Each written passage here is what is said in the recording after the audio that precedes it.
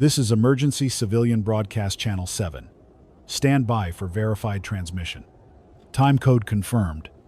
0600 hours. UTC. Date: June 3rd. System identification: Earth. Orbit Risk Coordination Node. Continental Uplink Unit. Status: Condition red. You are now receiving a confirmed wide area alert. To those listening, you are not alone. This channel is operational. What you are experiencing is not a local communications failure. This is a global orbital cascade. Repeat, global orbital cascade in progress. The following information is compiled from telemetry backups, ground-based radar sweeps, and surviving shortwave transmissions from affected space and atmospheric monitoring facilities. All data verified by secondary systems. What we are seeing is unprecedented. Initial loss of service began at 0422 UTC. Decommissioned Russian observation platform, 400 kilometers, decaying since 2022. It collided with debris from Fenyun 1C, remnants from the 2007 Chinese anti-satellite missile test. Collision vector initiated an uncontrolled shrapnel spread. This triggered secondary impacts across the North Pacific orbital track. At 0433 UTC, Iridium 98 and Starlink 2901 were confirmed lost. At 0440, a full third of the Starlink low-orbit network was out of position, drifting or tumbling. At 0452, NASA's Tracking and Data Relay Satellite System TDRSS ceased responding. At 0500, both GPS 310 and Galileo FOC 23 failed to acknowledge handshake pings from Earth.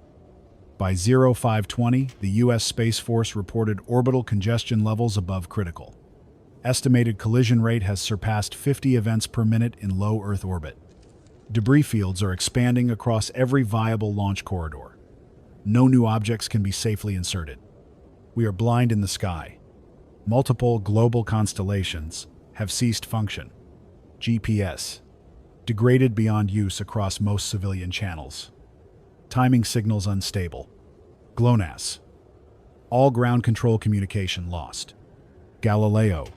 Operational satellites no longer synchronized. Beidou. Civilian signal dropped at 0510. Starlink. OneWeb. Iridium. Cascading node failures. Ground terminals in static. This is not a cyber attack. No signatures match known intrusion models. No nation-state has claimed responsibility. Telemetry confirms physics, not warfare. The sky has turned against itself. A briefing intercepted from ESOC European Space Operations Center described it this way. The orbital lanes have become an abattoir of metal. Everything up there is getting torn to shreds. We're watching the 21st century die in orbit. Global time synchronization is now fragmented. Atomic clocks at several major institutions, NIST in Colorado, PTB in Braunschweig, and NPL in Teddington, have decoupled from satellite timing feeds. Redundancies are holding for now via landline and fiber loops, but disruption is spreading. Tensions are rising. Civilian aviation is in disarray. All commercial flights over the North Atlantic and much of Asia have been grounded. The FAA issued a no-fly advisory over CONUS airspace. ADS-B signals are patchy or ghosting. Transponders misreporting location, speed, or altitude. Eurocontrol reports multiple aircraft diverted to rural strips after loss of reliable navigation data. The International Space Station has gone silent. Repeat. IS has ceased scheduled telemetry check-ins as of 0540 UTC. Final transmission from Houston Flight Controller Rayteen. We've lost the high-band downlink. No response to ground loops. No visual on station vector. All auto-track cameras report blind. We do not currently know the status of the crew. Chinese surveillance satellites have been observed re-entering in uncontrolled spirals over the Bay of Bengal. A video location tagged to Chittagong shows white-hot fragments falling through cloud cover, lighting the sky like a thunderstorm made of fire. A transmission from a Pakistani amateur radio operator says, "Something large came down west of the city. Impact shook the air. It glowed like a second sun. We cannot confirm if this was satellite wreckage or a booster returning off course." A short-range transmission intercepted from RAF Fylingdale's radar site, tracking over 9,000 new contacts. Fragment densities exceed safe parameters.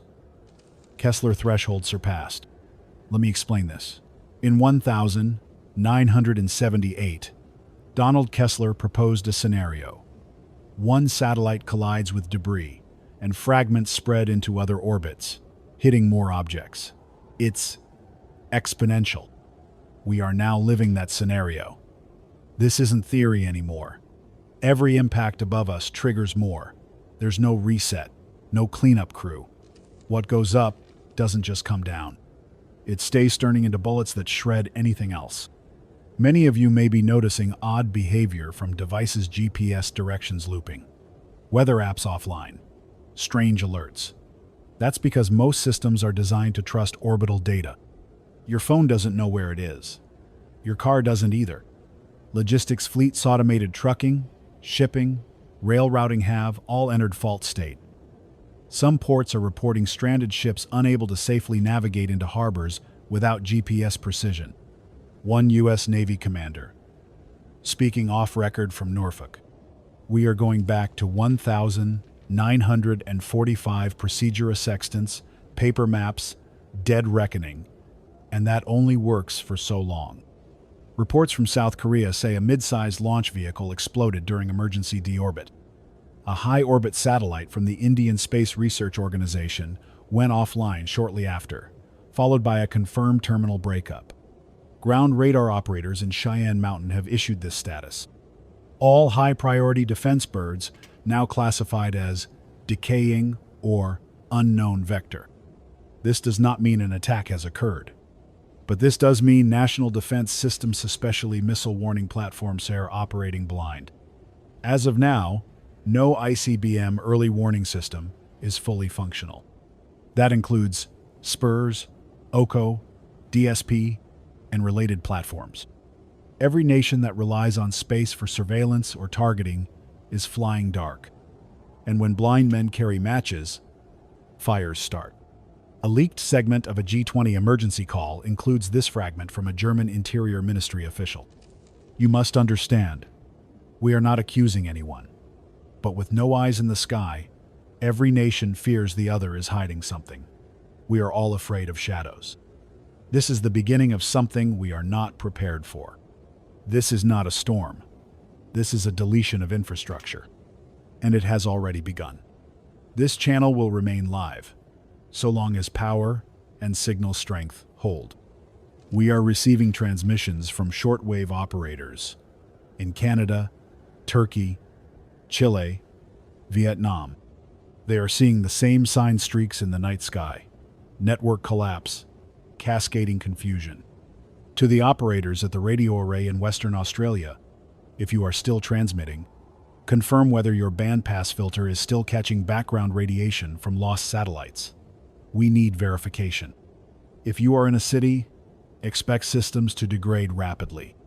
Mass transit, air traffic control, credit systems, water purification management, smart grid timing gall, reliant on satellite feeds. Backup fiber networks can only do so much. If you are in a rural region, conserve power. Prepare paper maps. Do not rely on digital navigation. And do not panic.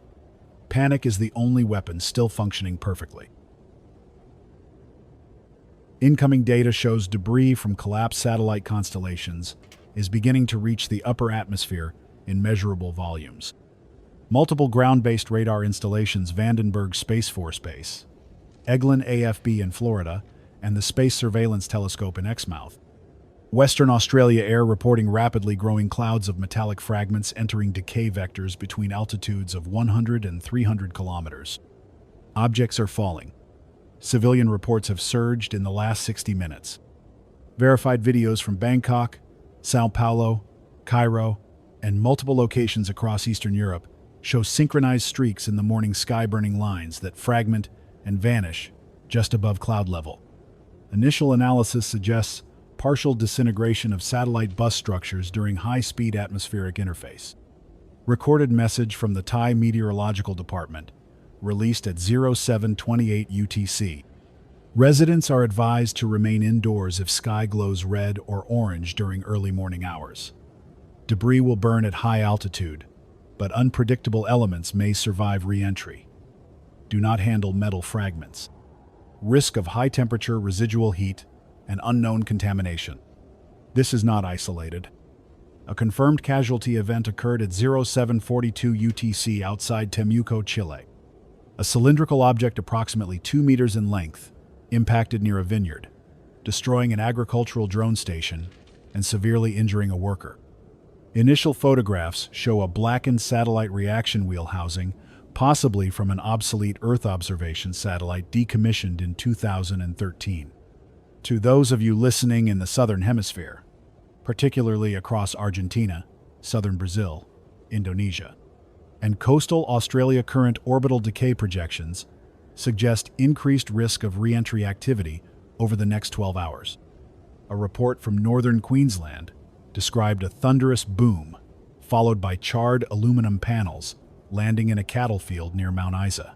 One eyewitness reported, "It looked like the wing of an airplane, but twisted, melted, humming like it was still alive."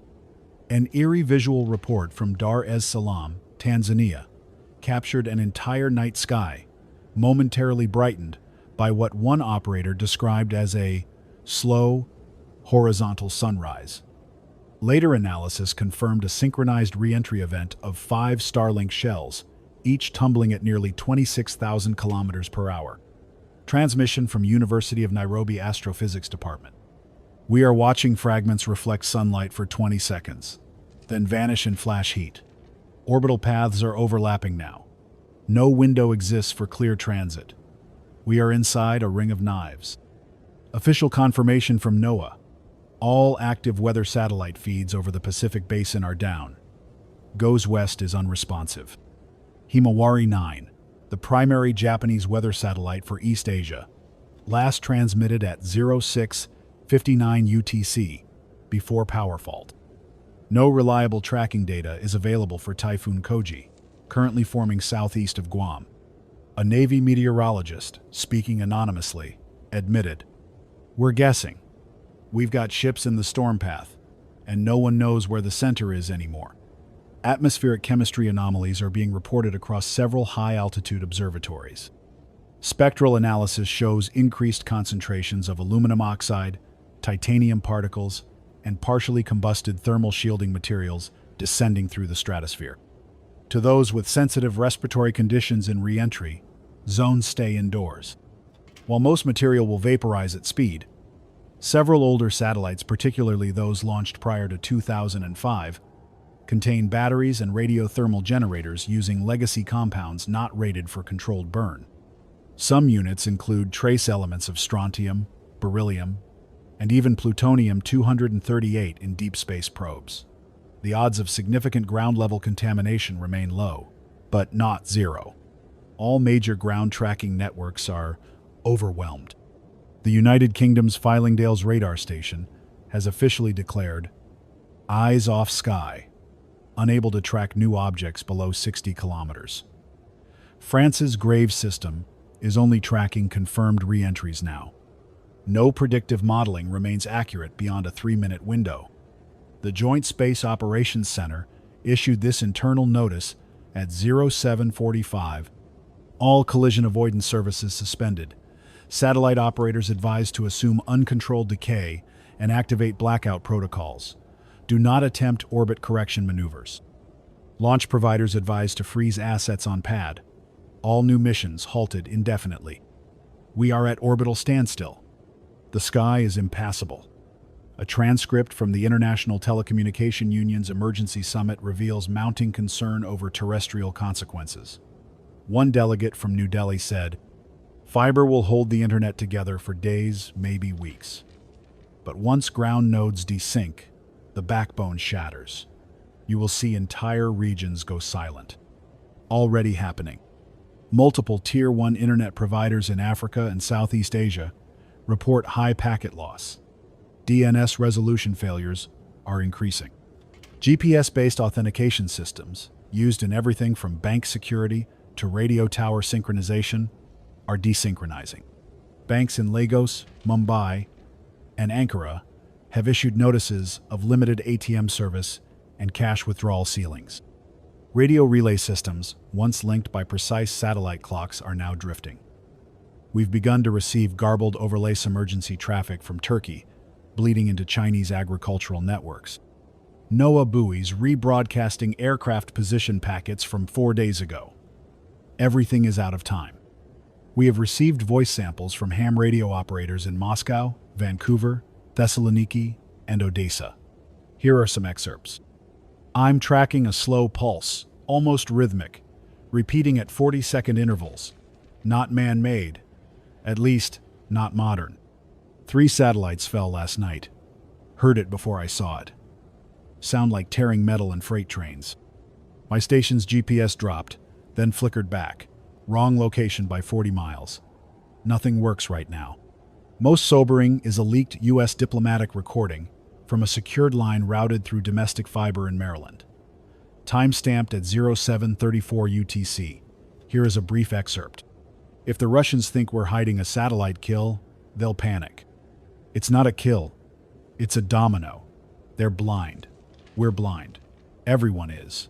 And nobody trusts anybody with no sky left. Then we're all holding matches near the powder room. This is no longer a science event. This is a psychological one. A coordinated effort is underway among remaining stable broadcasters to establish a terrestrial navigation fallback. Civil aviation and shipping are urged to shift to inertial navigation systems if available. Local beacons are being activated. However, accuracy degradation is expected to increase rapidly. Mid-flight recalibration without satellite input is unreliable. Airspace over the continental US, EU, and much of East Asia has been effectively closed. Airlines are scrambling to find safe harbor for aircraft in the sky. Pilots are being told to visually confirm ground position and prepare for alternate landing fields. Do not expect airport services. Many runways have gone dark. To the listeners in isolated regions, watch the sky. If you see burning streaks above, do not approach debris. Report anything larger than a brief flash to your nearest ham operator or civil authority. Do not attempt to salvage. Do not upload video or location data if networks return.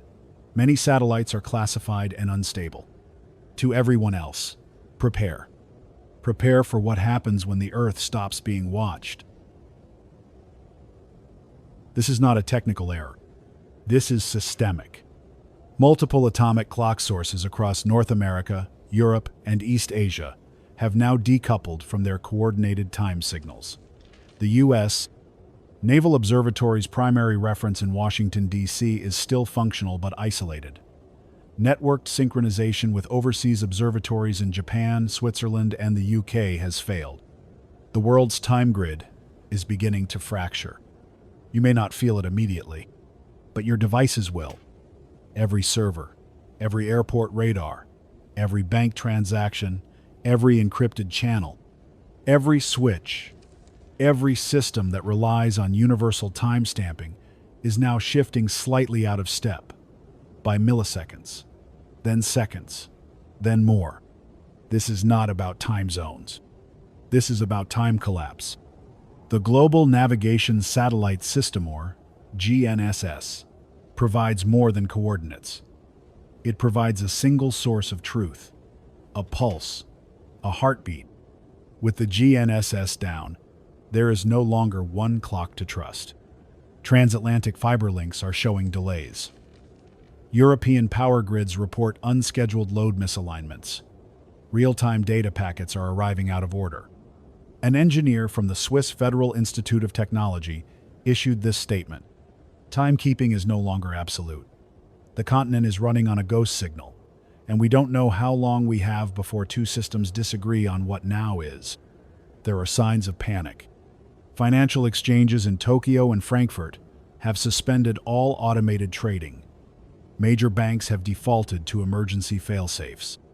Several institutions are temporarily refusing digital transactions, citing synchronization loss. Reports from Madrid and Manila confirm ATM failures and sudden halts in consumer payment systems. Online platforms are returning certificate errors. Digital trust is evaporating.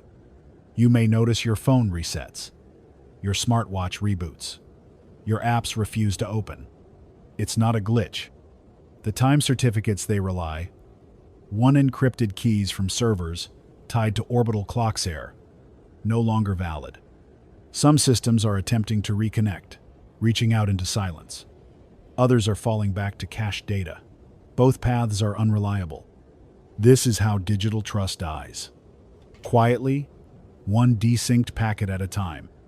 At 0900 hours, UTC approximately a mass grounding order was issued by the International Civil Aviation Organization. All civilian aircraft in flight were instructed to land at the nearest suitable field. It wasn't just navigation. Aircraft control systems, especially those relying on ADS-B and onboard GPS timing, were experiencing cascading data corruption. Pilots reported clock resets, FMC errors, inconsistent altitude readings. A message from an Airbus A330 en route to Johannesburg. Clock looped back by 5 minutes mid-descent. System thinks we've already landed. I can't trust any of it. Going visual only. One captain, rerouted to Senegal, said it plainly. We are flying blind in a sky full of confusion. This is a worldwide phenomenon. Air traffic control towers across Asia, the Americas, and Europe have resorted to visual confirmation and transponder redundancy. But even ground radar is beginning to fail in locations that relied on satellite-linked calibration. Brazil's largest airport, São Paulo Guarulhos, went dark after a local transformer station overloaded triggered by an electrical management system that thought it was still night. The control loop is broken. A signal from Anchorage, Alaska broadcast, via ham relay. We lost the grid for 40 seconds, but the systems never caught up. Lights came back, but clocks didn't. Power is drifting in and out. GPS says I'm in Russia. Meanwhile, space above us remains violent. The orbital cascade is not slowing. Debris is now impacting in medium Earth orbithome of many satellite platforms used for timing, communications, and surveillance. A confirmed burst of fragments passed through the Clark Belt, the geostationary orbital ring 36,000 kilometers above the equator. 2 communication satellites operated by SES and one by ChinaSat have gone silent. You may have noticed satellite television channels are failing. That's not a software issue. Those satellites are gone. At ground level, confusion breeds fear. And fear breeds disinformation. We've intercepted multiple false transmissions claiming this is an attack. Others say it's a solar flare. Still, others insist the collapse was triggered by AI, by quantum weapons, or sabotage. None of these claims are backed by data. What we have is simple: physics, momentum, and the failure of our assumptions. There is no enemy in this war. Just gravity, velocity, and time.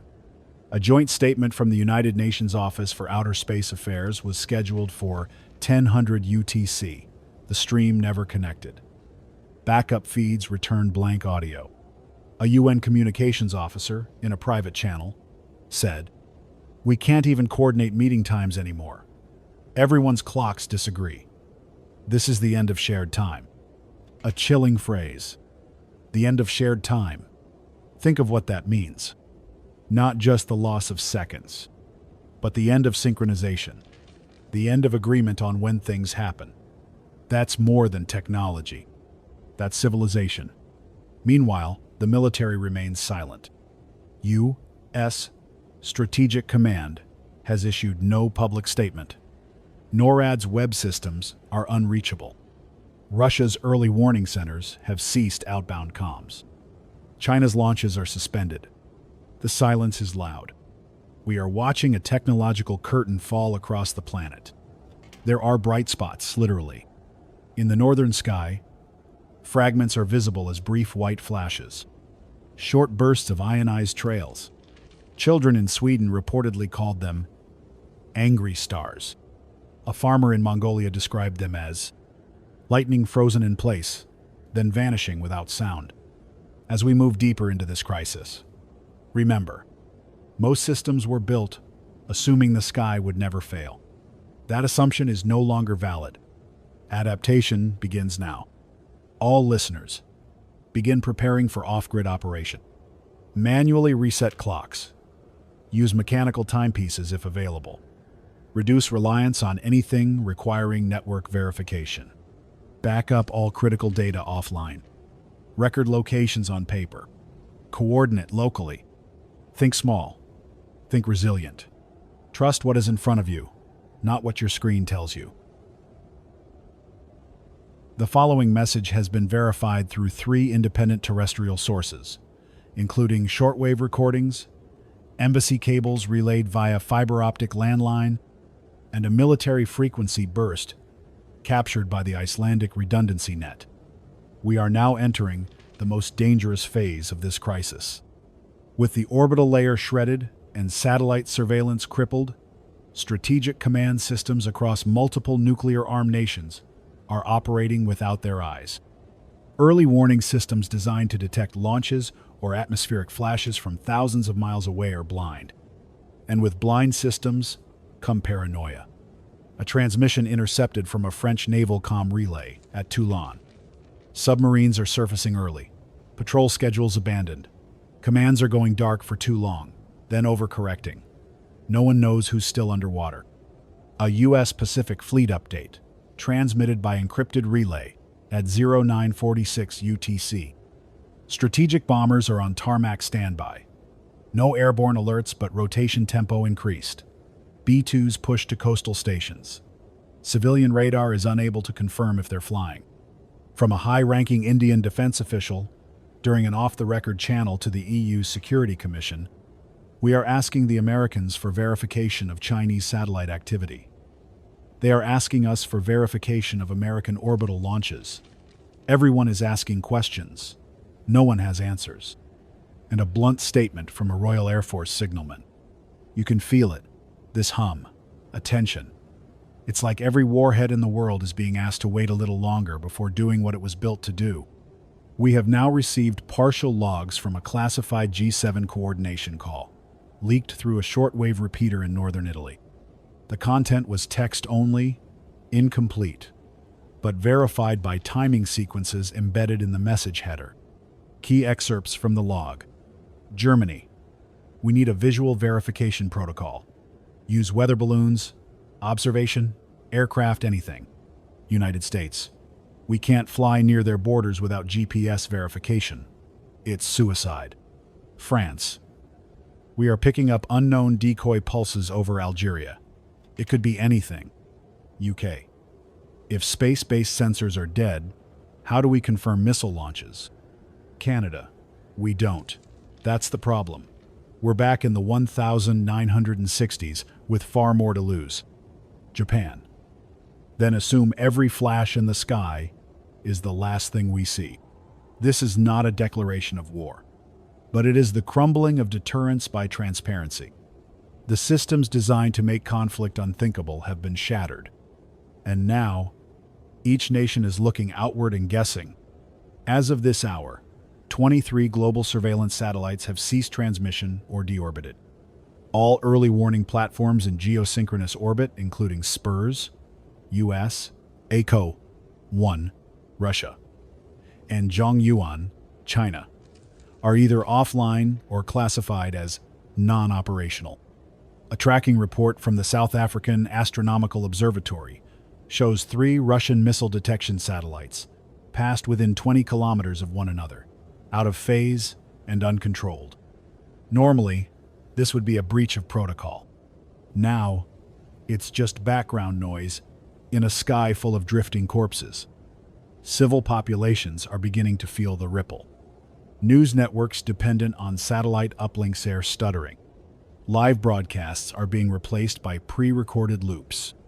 A feed from the BBC World Service was interrupted mid-report, and replaced by a silent promo reel from 2019. CNN International is reportedly down across parts of Asia. State channels in Brazil and Egypt have reverted to music and static slides. Television is going dark, not by censorship, but by default. Digital platforms are buckling under misinformation and fear. Social media sites are flooded with false warnings, deepfake video loops of non-existent nuclear detonations, and AI-generated messages mimicking heads of state. With real satellites gone and server clocks unsynced, no one can tell what's real. A trending video falsely attributed to the Chinese Foreign Ministry claimed Beijing had detected a launch from Siberia. It was shared over 8 million times before being flagged. By then, it had already triggered dozens of counterposts demanding retaliation. The same post was re-uploaded from over 400 separate accounts, many of them verified. Except the timestamp metadata placed its creation before the supposed event. A technical impossibility, unless your servers no longer know what time it is. The collapse of truth is now as dangerous as the collapse of orbit. From Belarus, a military radio man broadcast the following just before his feed cut out. My commander's radio told him there was a missile in the air. I showed him there was nothing on radar. He told me to shut up and start praying. Even local events are spinning into chaos. A loud sonic boom was heard over Utah, around 10:00 hours UTC. It was caused by a re-entering satellite fragment, but residents mistook it for a strike. Within 10 minutes, police dispatch received nearly 600 calls. Videos showed families rushing into basements. Another re-entry over Ankara, Turkey, sparked rumors of an aerial drone attack. The streets emptied within 15 minutes. In both cases, no impact occurred. But the fear had already spread. This is how war starts in the dark. One spark, one misunderstood flash, one corrupted sensor reading, and a dozen men in bunkers make decisions based on ghosts. This is not hyperbole. A single military advisor acting on incomplete data, under pressure, surrounded by silence can start a war that ends in fire. And with global time desynced, there's no telling who will believe what they saw first. To those listening, do not spread unverified information. Do not share unconfirmed images or audio. Do not forward rumors, especially about troop movements, launches, or impacts. The sky has failed.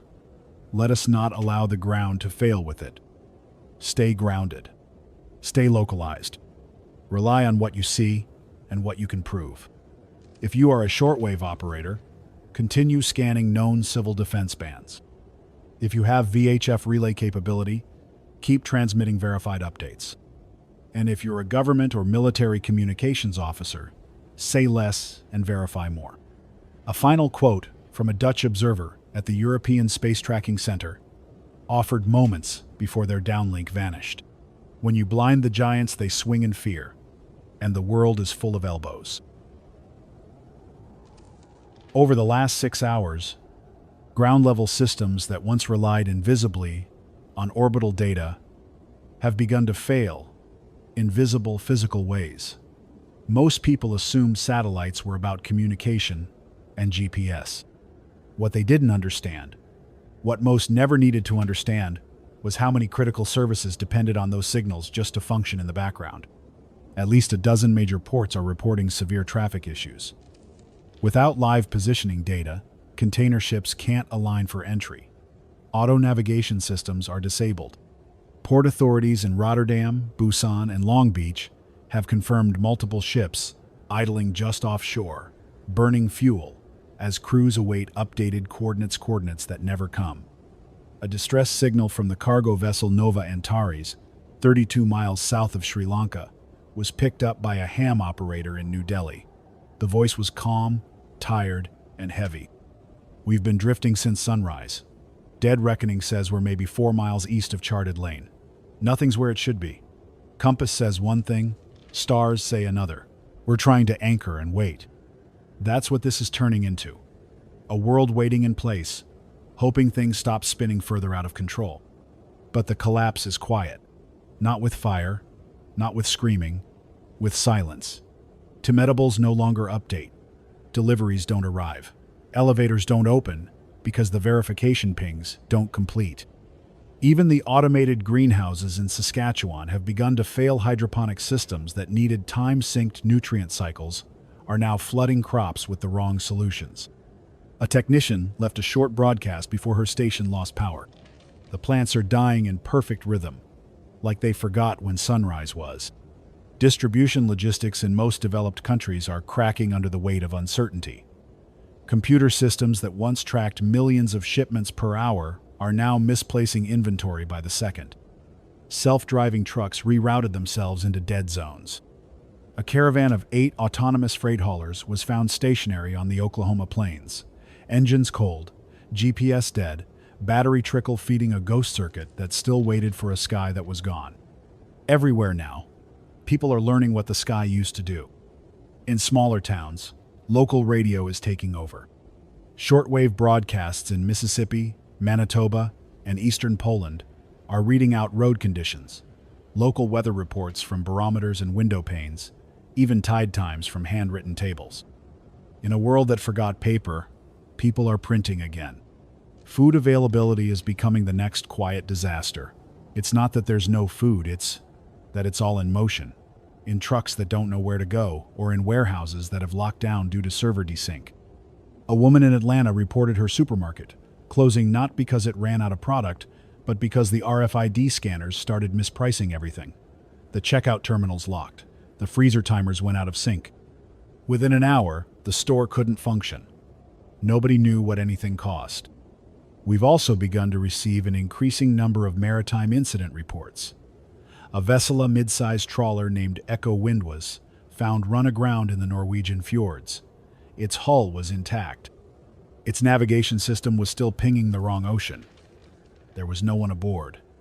A distress call came in from a Norwegian coast station shortly before the ship beached. A voice, likely the captain, whispered, "The stars are lying to us. I don't know where we are."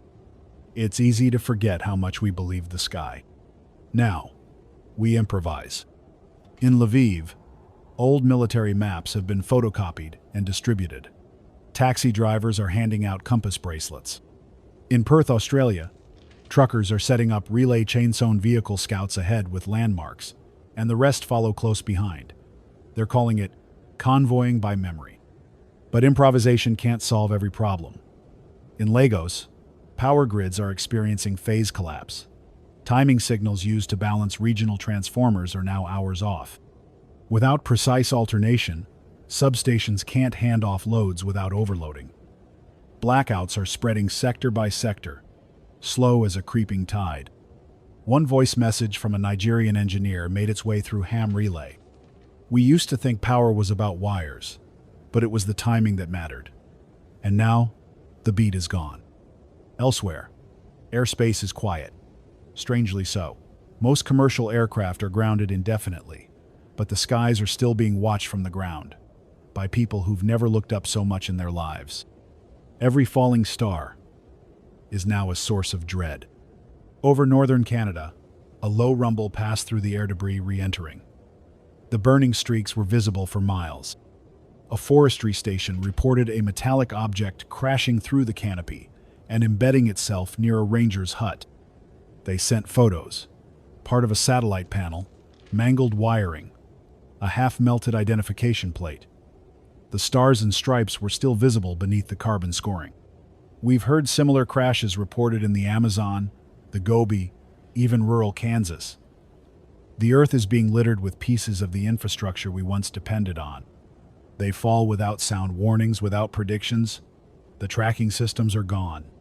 From a relay in central Mongolia, the sky is bleeding garbage, and we're too small to dodge it.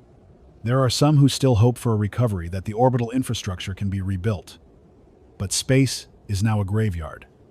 With every hour, new fragments are generated. Each new satellite we put up would have seconds, maybe minutes, before becoming part of the debris cloud. There is no clear lane, no clean corridor. Aerospace engineers are calling it a full orbital denial, not from an enemy, from momentum. For those of you listening now, there is no single set of instructions. Your region, your conditions, your options, they all vary. But here is what is true everywhere. 1. The sky is no longer a tool. Do not depend on it. 2. If your systems work now, they may not tomorrow. Prepare accordingly. 3. Paper is your friend. Maps, ledgers, time logs, anything that persists when the grid does not.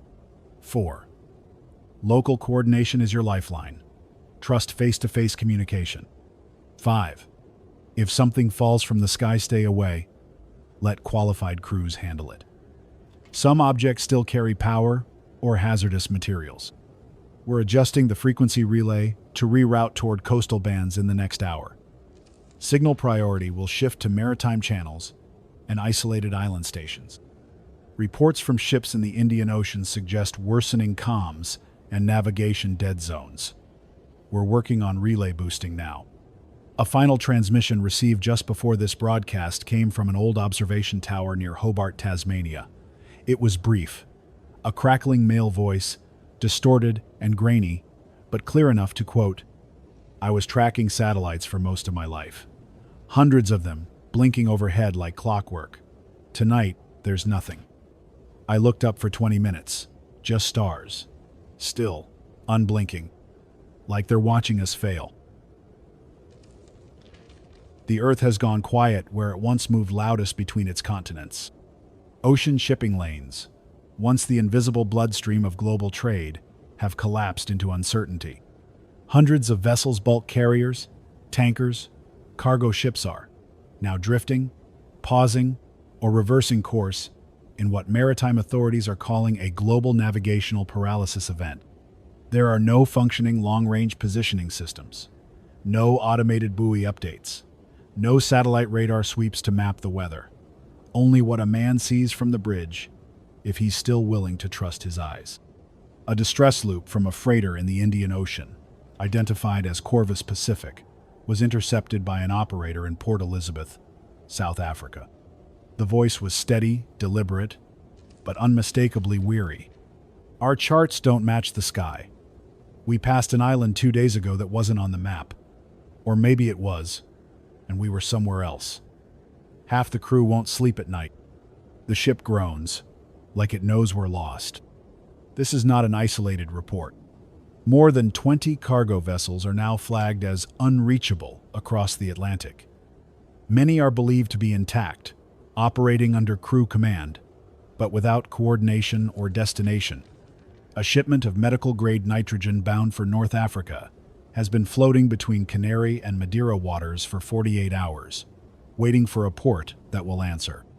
In Panama, a vessel from Vietnam attempted canal transit, but misjudged speed due to navigational system desync. It collided with a tug, blocking the Miraflora's locks for 6 hours. Crews had to disembark and manually secure the chamber gates. Not a digital reading was used. The canal's administrator, during an impromptu ham-band address, said it plainly. "We're doing things by hand now. We've forgotten how long it takes to do things slow. Some ships are turning back, seeking safe harbor. Others continue aimlessly, committed to momentum alone. Fuel estimates are unreliable. Not all of them will make it home." Meanwhile, inland, the psychological toll of orbital collapse is growing. Hospitals are now experiencing their second wave of systems loss. Without satellite-assisted medical databases and synced lab diagnostics, everything has slowed to pre-digital speed. One ER nurse in Krakow broadcast this update over the amateur health network. "Our machines still work, but they don't agree with each other. Blood panels run too fast or too slow. Drug timestamps reset. I caught a chemotherapy pump trying to administer a week's dose in 6 minutes." Mental health facilities are overwhelmed. In major cities, people are showing symptoms not of direct trauma but of suspension. Days feel too long or too short. People wake up unsure of what time it is. Power goes out and comes back without warning. Phones flash phantom updates. Entire buildings buzz faintly from routers still trying to reach satellites that no longer answer. A psychologist in Jakarta sent this message to a global clinic forum. "We are watching mass dissociation. The world no longer blinks in unison. The tick-tock of digital life has stopped, and people don't know how to anchor themselves anymore. Even language is starting to shift. Without synchronized updates, automatic translations and time-aware software are reverting to fallback modes. Messages come through garbled, delayed, or mismatched. A team coordinating aid in southern Sudan reported that their auto-translated supply manifest switched from English to German halfway through the list. In the absence of digital tools, people are reaching for old ones.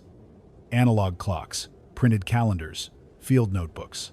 A barber shop in Milan reopened with a chalkboard schedule. A bakery in Ohio is running cash, only by candlelight. Time is still passing, but only locally. Every town now keeps its own beat. Still, not everything is adapting. We've now confirmed at least 4 major air collisions, 3 unmanned, 1 partially crewed. With no real-time coordination, airstrips are struggling to maintain spacing between emergency rerouted aircraft. A crash in the Ukrainian countryside involved a civilian medevac helicopter attempting to land on a field where a redirected prop cargo plane was already on final descent. No survivors. Airspace over Russia's Far East remains locked down. China has initiated full overland redirection of high-speed rail and air cargo, placing pressure on road systems already overwhelmed by fuel shortages and localized power failures. One intercepted message from a rail controller outside Xi'an. We're trying to reroute a nation with pencils. In the Americas, most air travel is grounded indefinitely. The FAA has issued an indefinite moratorium on commercial flights over the Midwest after several GPS-based ground control systems entered recursive fault mode. Pilots are reporting navigation HUDs flickering, flight management computers resetting mid-air, and positioning systems jumping backward in time. I watched the altitude roll back like someone was erasing the sky, a Delta pilot said in a leaked transmission. There is something deeply human about watching the sky fallen, having no words left to explain it. Religious broadcasts are rising. Priests, rabbis, monks, and imams have begun transmitting local messages of calm. In Mecca, the loudspeakers carried a message from a blind imam who told the crowd to look inward, because the stars no longer speak.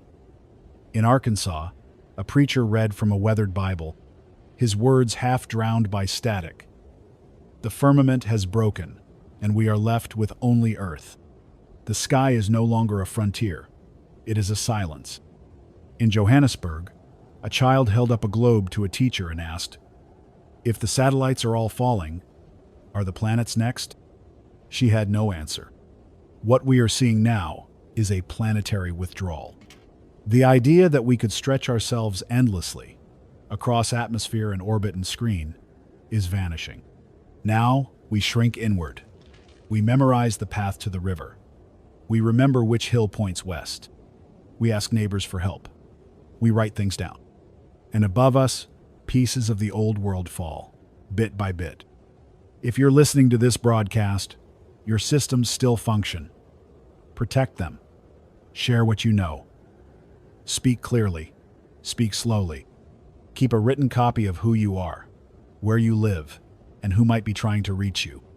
We have adjusted our relay pattern to strengthen signal to island chains in the Pacific, where navigation loss has been most severe. If you are aboard a vessel and hearing this head for land, use stars, sextants, or dead reckoning. Ports may not answer. Anchor anyway. A short message came through before this broadcast began, sent from a station beneath the Chilean Andes. It was handwritten Morse, converted by hand. The final sentence read, "We forgot how big the Earth really was until we stopped flying over it." As of this hour, global satellite communication is considered extinct. There are no functioning orbital relays. No surviving nodes in medium or geostationary orbit. No military uplinks. No commercial birds. No weather feeds. No GNSS constellations. No backup. What once covered the Earth in signal now clutters it in silence. The last recorded ping from an orbital platform came from Inmarsat I-6 phone, a British communications satellite meant to serve maritime and aviation clients. The ping looped twice, distorted, then ended at 16:04 UTC. Engineers confirmed it had been struck by fragment cluster 9AS. Its final transmission, relayed through ground telemetry near Perth, consisted of 4 partial packet strings, ending with a checksum fail. Afterward, nothing. The orbital graveyard is complete. From this moment forward, Earth is a planet without infrastructure above its sky. You may not notice it immediately, but systems that depended on space-based data will degrade by the hour. Weather forecasting will default to surface observations only. Flight planning now operates with 1960s-era reliability, if at all. Digital timekeeping systems will drift without orbital correction. National defense networks are reverting to analog, visual, or closed-loop terrestrial sensors, and the consequences are spreading.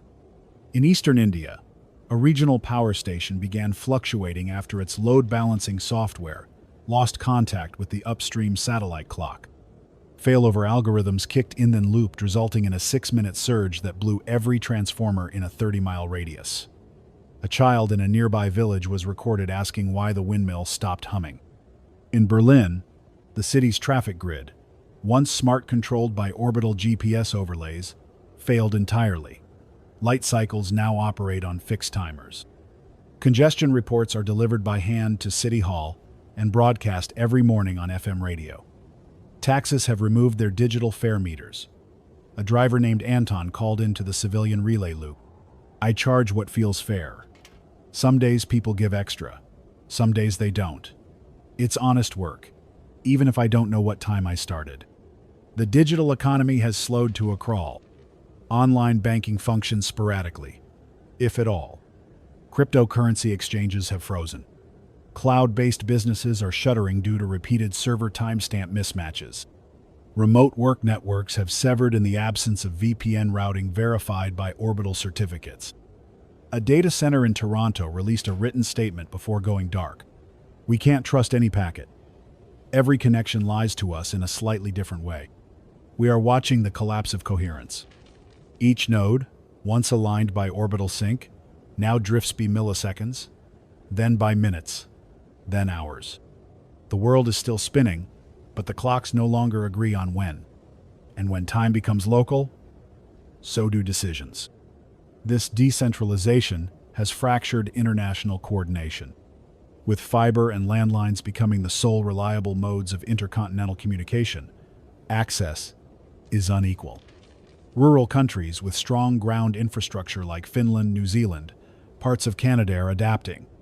Nations heavily reliant on satellite linkages, especially those with vast inland territories, are falling into isolated clusters. A newly formed coalition of regional governors in Brazil has declared themselves independent stewards of continuity. After federal communications collapsed, an autonomous medical grid is being set up in southern Italy, using analog fax and ham for diagnosis requests and treatment protocols. In South Korea, a nationwide courier network once operated by an APIs, now run through a chain of paper, manifests, and handwritten logs, passed between neighborhoods. One courier, speaking into a borrowed microphone, said, "I ride until the paper tells me to stop. Then someone else takes it." That's how we move now. The United Nations has issued no formal communication since 0900 UTC. The Security Council's last official dispatch was a blank page.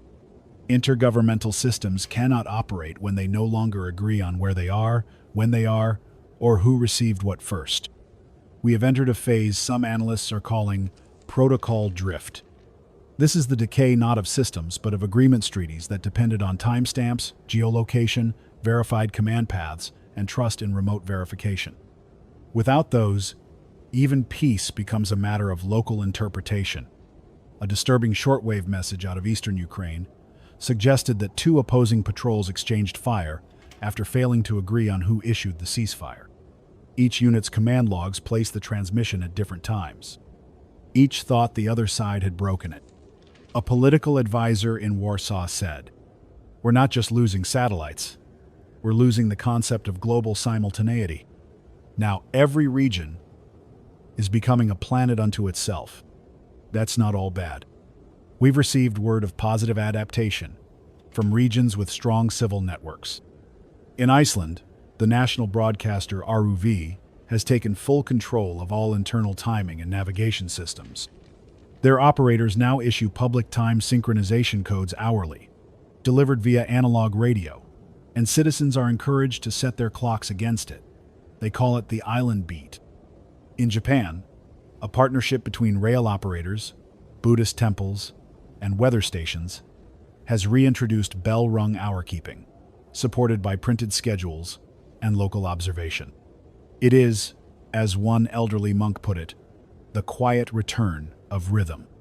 And across the U.S., a growing network of independent ham operators, citizen engineers, and volunteer ground crews are forming what's being called the Earth Greta Fallback.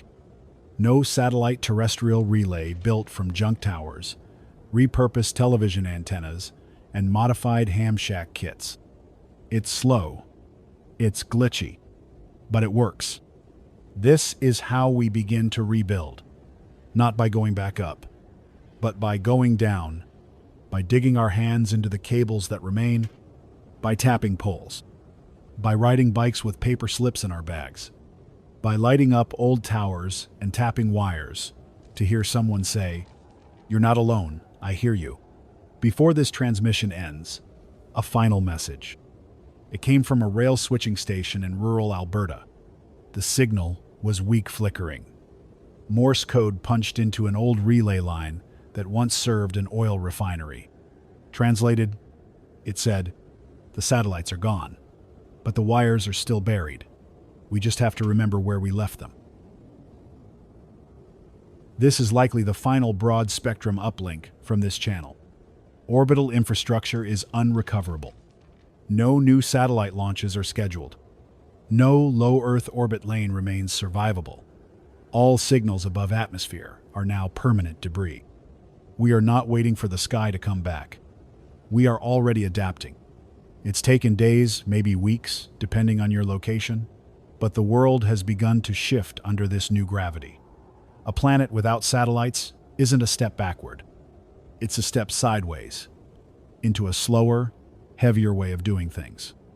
The impossible has happened, and yet here we are still alive, still broadcasting, still moving freight on roads we now measure by wheel turns and sun angles. Let's begin with what's gone.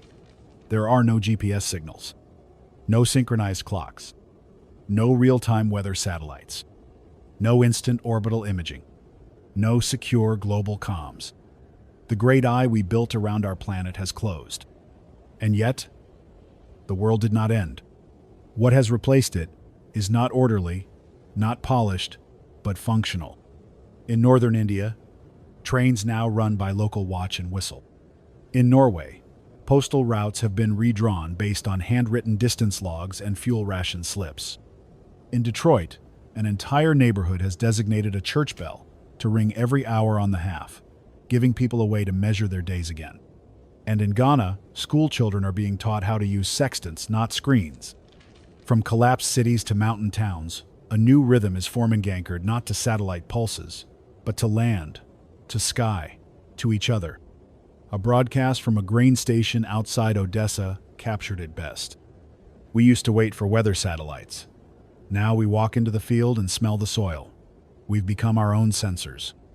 Of course, much has broken. Supply chains will never look the same. Entire stretches of fiber optic cabling have gone dark. The global stock market no longer operates in real time, and may not again. Governments have shrunk not in name, but in reach. The further you are from a capital, the more self-determined your reality becomes. In some places, leadership has shifted to whoever has a radio, a diesel generator, and a half-mile of copper. The age of orbital bureaucracy is over. The age of physical authority rooted in presence, in locality, in availability is here. This is not without its dangers. Disinformation now spreads not digitally, but by rumor. A single flyer, printed and reprinted, can collapse a town if its claims are believed. Borders are beginning to blur. The concept of global coordination is breaking into regional logic. A recent message from an engineer on the West African Coastal Relay Team put it plainly. We've stopped waiting for orders from Geneva or New York. We ask each other. That's how we make decisions now. In terms of science and observation, we've lost a generation of insight.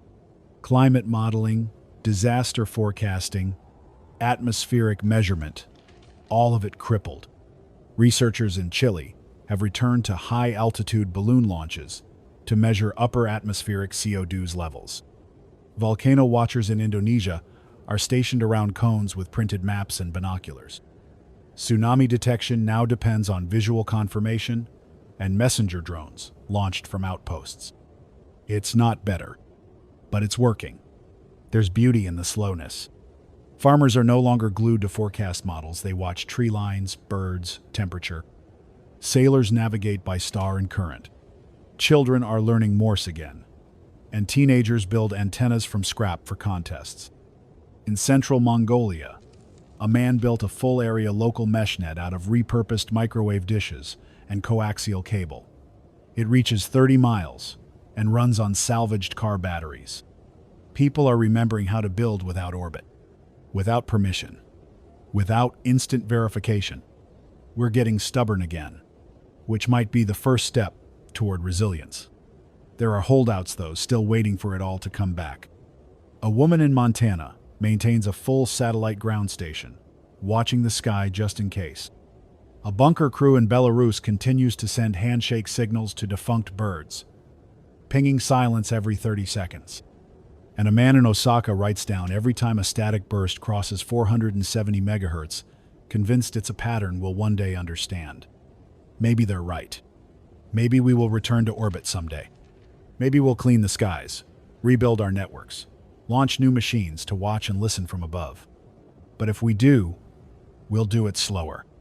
We'll remember what happened when we built a glass sky and never imagined it might shatter. Until then, we live down here, on roads without real-time maps, in cities where you listen for bells instead of waiting for push alerts, in nations that don't check a central time server. They look at the sun, the church clock, the watch their grandmother wound by hand. You are not alone. The world still turns. The ground still holds. And as long as one voice speaks and another listens, the broadcast continues. This is Channel 7, signing off from continuous orbit support. The sky is dark, but the wires are still warm, and we remember where we buried them.